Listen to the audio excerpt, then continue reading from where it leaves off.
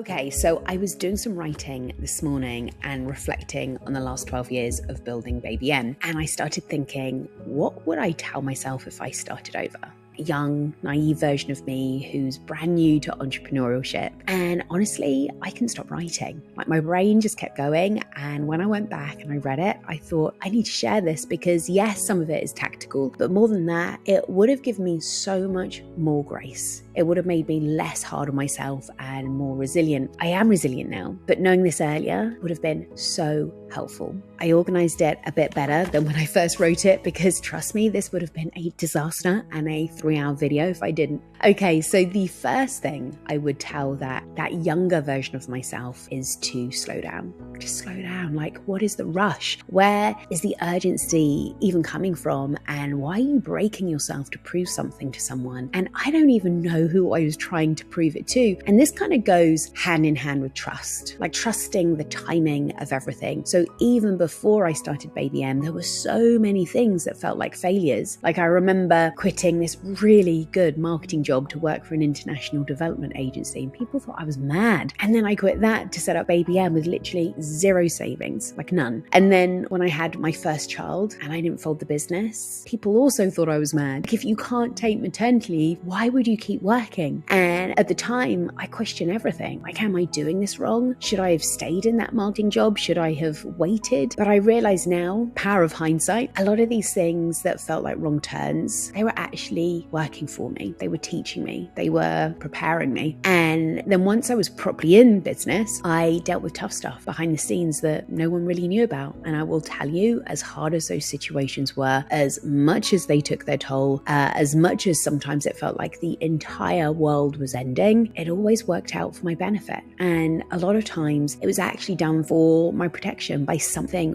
way bigger than me. And I'm so much more resilient now because I realize it's happening like for me, and it's always happening for me. And that allows me to get back up, move forward, keep my focus on my mission, and not get swayed so much by peaks and the valleys. And there are always going to be peaks and valleys in anything that you do, but especially in entrepreneurship, because you're building your path as you go along. So knowing you can come out of them if you keep your focus on the main thing, that's a huge security blanket, and it allows you to continue on your path to make the impact that you're meant to make. Whereas I think a lot of people use that as an excuse to give up. So trust that even if it sucks at the time, it's okay. Wherever you are in your journey right now, you're not behind. You're exactly where you should be. Okay, so lesson 2 is define success for yourself. And this is a tough one. I really don't know if I could have learned this without all the experience I've gone through. And I think it comes down to knowing what your North Star is. And I spent a lot of my life, really up to my late 30s, always feeling like I had something to prove,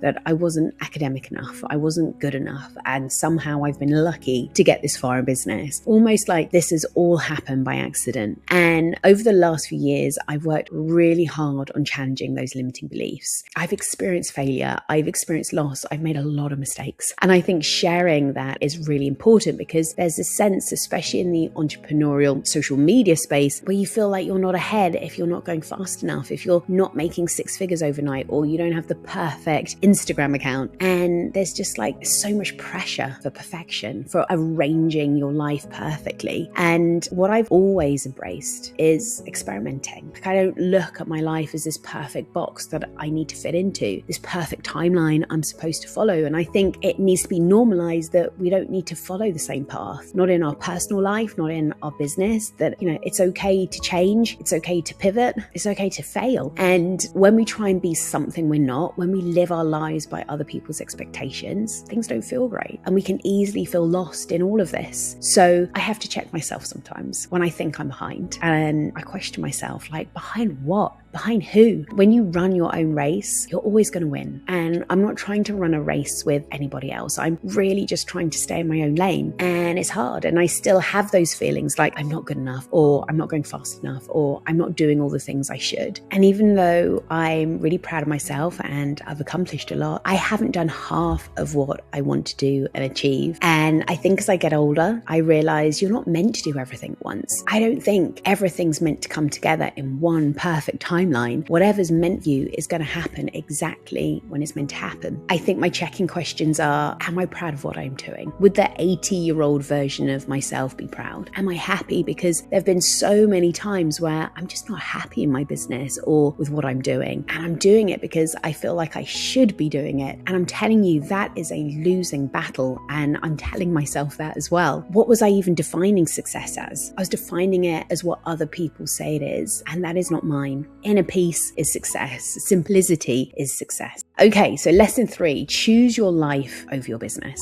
And this one's a big one. And when I think about raising a family alongside a business, I definitely made big changes that at the time I would never have predicted, like really changing everything to fit with my family and the life I wanted to leave. So I'm no longer running big launches, or I don't run those for other people. And that marketing strategy, well, that really worked. But I realized I wanted more freedom and ease in my life. So I focused on building something sustainable and largely evergreen, which was the best decision I've actually made in my business. And regardless of having a family, but family was my driving force. I wanted to put my kids to bed and take them to school and feel calm, that sense of calm. That was a huge pivot. I didn't know how that was going to work out. And when I had a company approach me about buying Babyem because I was so burnt out, I was one signature away from selling it, like one signature. But the week before signing, I paused and I thought, what if the business wasn't the problem, but the way I was running it? So what happened there is that I gave myself 1 year. I was like, I'm going to figure out how to do this differently or I'm out.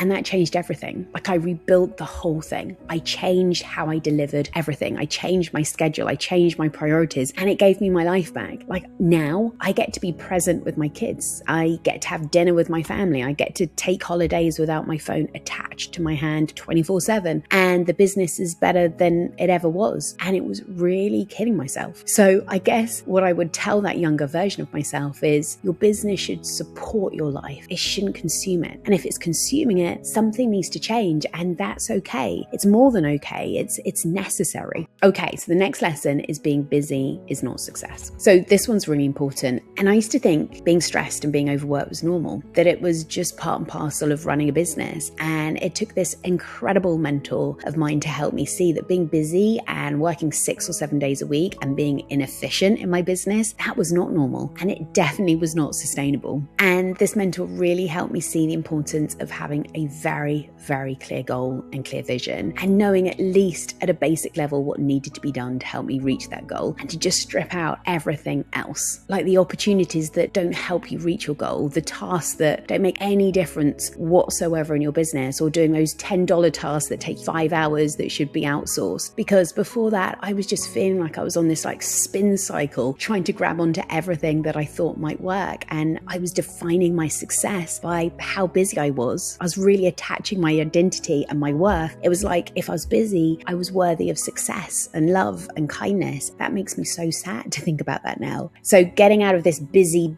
thinking literally changed my business. And I'm so thankful for that mentor. And I had to learn that my worth was nothing to do with how full my calendar is. I can be successful and valuable and making an impact without being exhausted all of the time. And knowing that allows me to operate from a place of being grounded for the most part. And of course, I have my days. I still make mistakes and the ego is a tricky thing, but for the most part of it, it allows me to stay grounded. And I'll say this is why I don't know if I could have learned this without going through what I've gone through, but entrepreneurship has been the best practice in personal development and self-awareness. It has shown me who I am in a really accelerated way, and it is a gift. So lean into that. All right, the next lesson is to embrace your journey. And for me, that's being curious and open. And that has allowed me to grow in a way that was fun without setting these crazy expectations on myself that, quite frankly, take all the joy out of running your business. And let's face it, running a business is not exactly a walk in the park. So if you're taking all the fun out of it, but adding all the pressure, everything then just gets so serious and heavy. And for me, I get into this state of trying to control everything when I'm like that. And And that's not fun or good for anyone. And it's definitely not a good way to run a business. So embracing failure, embracing mistakes, embracing yourself and your story and what you've been through and your journey, all of that is so important. And when I started my training agency, Babyem, 12 years ago, I had no idea where it would go. In fact, I think at the start I was only running baby massage classes for parents, and I had no idea what I was getting myself into, and I definitely had no idea how to build a business and scale it. But I was curious and I was willing to experiment. I was willing to fail, and that curiosity, that willingness to try things and pivot when they didn't work, that's what got me here. Not perfection, not having it all figured out, just being willing to take the next step, even when I wasn't sure where it would lead. And I don't want to be the next anyone. I just want to be me. And that's been a whole journey. And it still is. But it's also allowed me to realize people can copy so much about you. They can copy what you do, they can copy what you teach and all the things, but they aren't you. And that's why it's so important that whatever you create, it has to be grounded in you and your story and your experience, because that's what makes you stand out. We no longer live in a society where you have to get everything done by 30. And if you do, that's awesome too. But wherever you are in your journey right now, you're not behind. You're exactly where you should be. Yeah, that was really therapeutic to share. I don't know if anyone's going to watch this whole thing, but I really hope that it was helpful for you, that you take some of these lessons and they allow you to avoid some of the grief and the stuff that I've gone through. And I'm going to continue to go through this because that's just part of the journey. Like, you're just going to ride the wave and stay grounded in who you are and how you want to show up and what your intention is. So I hope you're with me. And I'd love to know your takeaways in the comments. I'd love to see what's landed for you, if there's something that you feel like you're behind on. And did this give you any sort of relief or light bulb moments? And if you're feeling stuck or overwhelmed or like you're working really hard but not seeing a way forward, I've been there and I found a way through it. And I want you to hear this. You're not behind. You're not doing it wrong. You're exactly where you need to be. And it's all happening exactly when it's meant to happen. Thank you for watching, and I'll see you in the next one. Speak soon.